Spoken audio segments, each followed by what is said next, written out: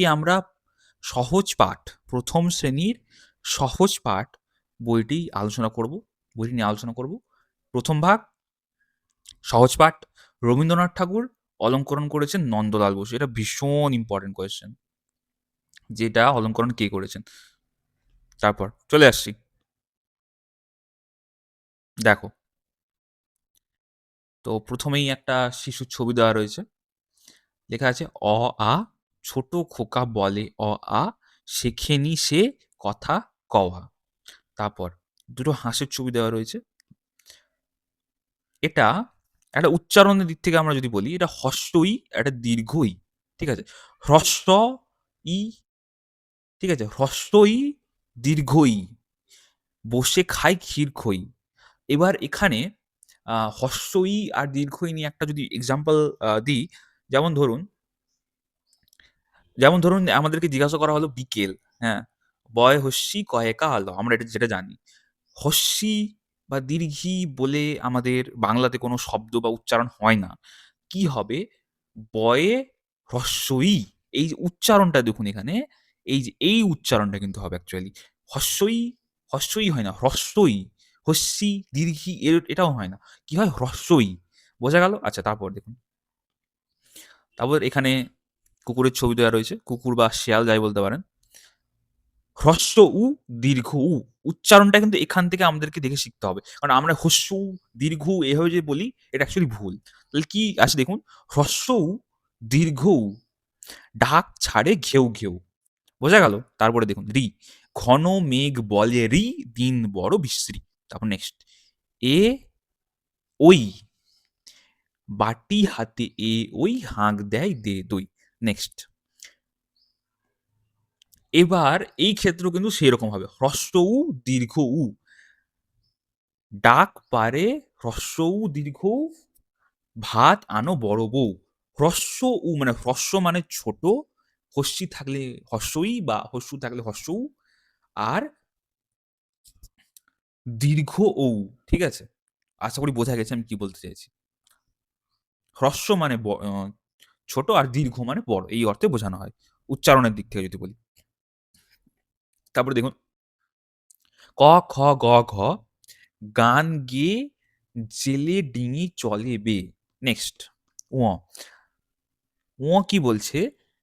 চারে বসে রাধে ও, চোখে তার লাগে ধোঁয়া। তারপরে চ ছ বর্গীয় জ, ঝ, দলে দলে বোঝা নিয়ে হাটে চলে। হলো? তারপরে দেখুন কি আছে, ইয়, খিদে পাই খুকি ইয়, শুয়ে কাঁদে কিয় কিয়। ঠিক আছে, যেহেতু এখানে কমা রয়েছে, তো ওই হিসেবে উচ্চারণটা মানে পাঠটা সেরকম ভাবে হবে। আশা করি বোঝা গেছে। তারপরে দেখুন ট ঠ ড ঢ, করে গোল কাঁদে নিয়ে ঢাক ঢোল। ঠিক আছে, তারপরে দেখুন মূর্ধন্য, বলে মূর্ধন্য, চুপ করো কথা শোন। তারপরে ত থ দ ধ, বলে ভাই আমি পারি চলো যাই। নেক্সট দন্তের ন, রেগে বলে দন্ত ন, যাব না তো কখনো। নেক্সট প ফ ব ভ, যাই মাঠে সারাদিন ধান কাটে। তারপর ম, চালাই গরু গাড়ি, ধান নিয়ে যাই বাড়ি। তারপর ২৯টি জ, র, ল, ব, বসে ঘরে এক মনে পড়া করে। তারপর তারপর দেখুন তালেবস্য, তালব্যস্য, অ্যাকচুয়ালি উচ্চারণটা কিন্তু হবে তালব্যস্য। ঠিক আছে, তালব্য, যেহেতু তালু দিয়ে এই শটা উচ্চারণ হচ্ছে, এই জন্য উচ্চারণটা এরকম হবে তালব্যস্য। ঠিক আছে, তালব্যস্য, পেটকাটা মূর্ধন্যস্য, দন্তেস্য।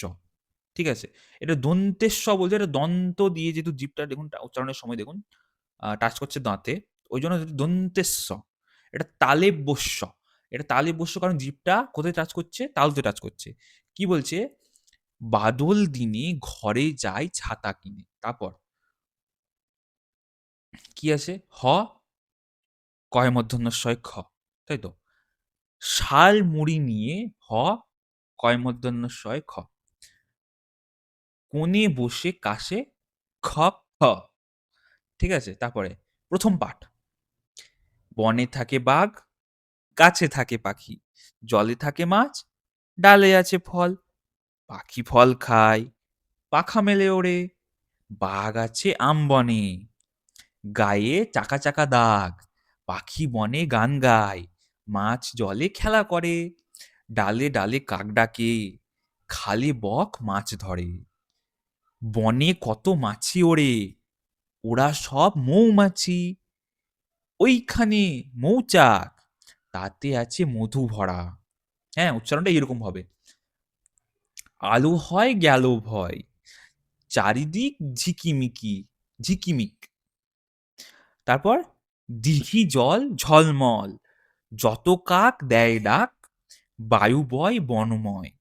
তারপরে বাঁশ গাছ করে নাচ, তারপরে ঝাউ ডাল দেয় তাল, তারপর বুড়ি দাই জাগে নাই, ক্ষুদিরাম পাড়ে যাম, মধুরায় খেয়া বায়। তারপর জয়লাল ধরে হাল, অবিনাশ কাটে ঘাস, হরিহর বাঁধে ঘর, পাতুপাল আনে চাল, দীননাথ রাধে ভাত, গুরুদাস করে চাষ। হলো। আচ্ছা, দ্বিতীয় পাঠ। রাম বনে ফুল পাড়ে, গায়ে তার লাল শাল, হাতে তার সাজি, জবা ফুল তোলে, বেল ফুল তোলে, বেল ফুল সাদা, জবা ফুল লাল, জলে আছে নাল ফুল। তাহলে এখান থেকে ইন্টারভিউতে এই কোশ্চেনটা আসতে পারে যে কি কি ফুলের বর্ণনা দেওয়া রয়েছে। তো জবা হবে, বেল হবে, তাই তো, এরকম ভাবে নাল হবে। আশা করি বোঝা গেছে। তারপরে নেক্সট। ফুল তুলে রাম বাড়ি চলে, তার বাড়ি আজ পূজা, পূজা হবে রাতে, তাই রাম ফুল আনে, তাই তার ঘরে খুব ঘটা, ঢাক বাজে, ঢোল বাজে, ঘরে ঘরে ধূপ ধুনা, পথে কত লোক চলে, গরু কত গাড়ি টানে, ওই যায় ভোলা মালি, মালা নিয়ে ছোটে, ছোট খোকা দোলা চড়ে দোলে। তারপর থালা ভরা কই মাছ, বাটা মাছ, সরা ভরা চিনি ছানা। তারপর গাড়ি গাড়ি আসে শাক লাউ আলু কলা, ভারী ভারী আনে ঘড়া ঘড়া জল। তারপর মুটে আনে সরা খুরি কলা পাতা। আচ্ছা, এবার এখানে কি কি মাছের বর্ণনা দেওয়া আছে এটাও আসতে পারে। ঠিক আছে, যেমন কই মাছ আছে, বাটা মাছ আছে, হয়ে গেল। তারপর রাতে হবে আলো, লাল বাতি নীল বাতি, কত লোক খাবে, কত লোক গান গাবে, 7 দিন ছুটি, 3 ভাই মিলে খেলা হবে।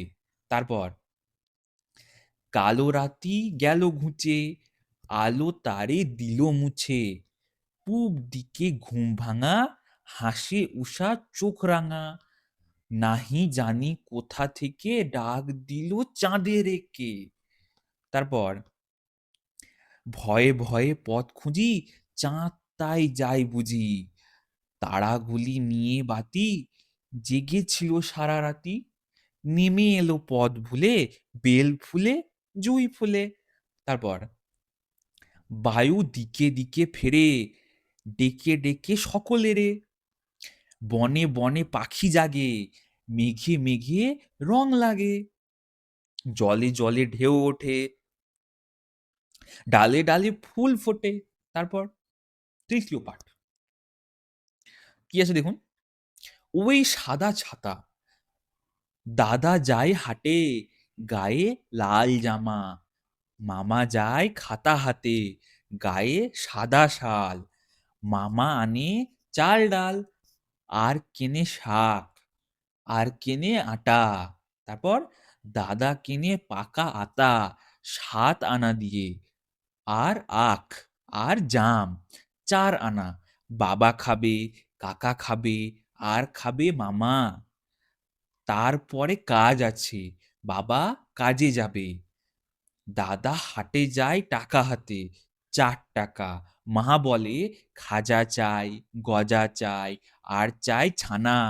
আশা দাদা খাবে, আশা দাদা আজ ঢাকা থেকে এলো, তার বাসা গড়পাড়ে। আশা দাদা আর তার ভাই কাল ঢাকা ফিরে যাবে। তারপর নাম তার মতিবিল। এই কোশ্চেনটা জিজ্ঞাসা করা হয়েছিল, কোন ফেজ সেটা এক্সাক্ট মনে নেই, বাট আমাদের যে সহজ পাঠ বইটি রয়েছে সেখানে কোন বিলের কথা বলা হয়েছে সেটা বলতে হতো, মানে এই কোশ্চেনটা এসেছিল আর কি। তো ওটা ভালো করে দেখে নিন, এটা হচ্ছে কি মতি বিল। ঠিক আছে, নেক্সট। বহু দূর জল, হাঁসগুলি ভেসে ভেসে করে কোলাহল, পাঁকে চেয়ে থাকে বক, চিল উড়ে চলে, মাছরাঙা ঝুপ করে পড়ে এসে জলে। তারপর হেথা হোথা ডাঙা জাগে, ঘাস দিয়ে ঢাকা। তারপর মাঝে মাঝে জল ধারা চলে আঁকাবাঁকা। তারপর কোথাও বা ধান ক্ষেত, কোথাও বা ধান ক্ষেত জলে আধো ডোবা, তারই পারে রোদ পড়ে, কি বা তার শোভা। ডিঙি চড়ে আসি, সরি, ডিঙি চড়ে আসে চাষি, কেটে লয় ধান, বেলা গেল গাঁয়ে ফিরে, গেয়ে সারি গান। তারপর মেঘ নিয়ে পার হয় রাখালের ছেলে, বাঁশে বাঁধা জল নিয়ে মাছে ধরে জালে, জেলে মাছ ধরে জেলে। এটা আরেকবার বলি, মেঘ নিয়ে পার হয় রাখালের ছেলে, বাঁশে বাঁধা জাল নিয়ে মাছ ধরে জেলে। তারপর মেঘ চলে ভেসে ভেসে আকাশের গায়। তারপর ঘন শ্যাওলার দল জলে ভেসে যায়। ঠিক আছে? তো আজকে আমরা এতদূর অবধি পড়লাম। ঠিক আছে? এরপর থেকে আমরা এই ৩৩ বা চতুর্থ পাঠ থেকে শুরু করব। ওকে? এখানে একটা সুন্দর প্রশ্ন হতে পারে যে, এই যে সহজ পাঠ বইটি রয়েছে নন্দলাল বসুর আ অলংকরণে তৈরি, হ্যাঁ? যেটা ২০১২ সালে এটা সংশোধিত হয়ে আমাদের আ পশ্চিমবঙ্গ পর্ষদের মানে বই হিসাবে মানে নেওয়া হয়েছে আরকি। এই যে ব্লাক অ্যান্ড হোয়াইট ছবিগুলো কেন দেওয়া হয়েছে? এটার উত্তর এটাই দেওয়া হবে আরকি। এটাই এই বইগুলোর মাহাত্ম্য, বা এটাই এই বইগুলোর বইটির বৈশিষ্ট্য, যে এর মধ্যে একটা নিজস্বতা ভাব রয়েছে, যে এগুলো ব্লাক অ্যান্ড হোয়াইট। তাই জন্যই এই যে বৈশিষ্ট্যটা তার রয়েছে সেটাকে সম্পূর্ণভাবে রাখার জন্য এই বইটা বা এই বইগুলোকে ব্ল্যাক অ্যান্ড হোয়াইটই রাখা হয়েছে। এই কোয়েশ্চেনটা যদি করা হয় তাহলে এই অ্যান্সারটা দেওয়া যেতে পারে। আমরা আরো আ বইগুলোর অলরেডি এবং ডেমো নিয়ে অলরেডি আলোচনা করেছি। ডেসক্রিপশনে এবং ফার্স্ট কমেন্টে আপনারা লিঙ্ক পেয়ে যাবেন। ঠিক আছে? এবং চ্যানেলটা অবশ্যই সাবস্ক্রাইব করবেন এবং ভিডিওটা লাইক করে একটু শেয়ার করে দিয়েন। ঠিক আছে? পরবর্তী ভিডিওতে আবার দেখা হবে। ধন্যবাদ সকলকে। All the best.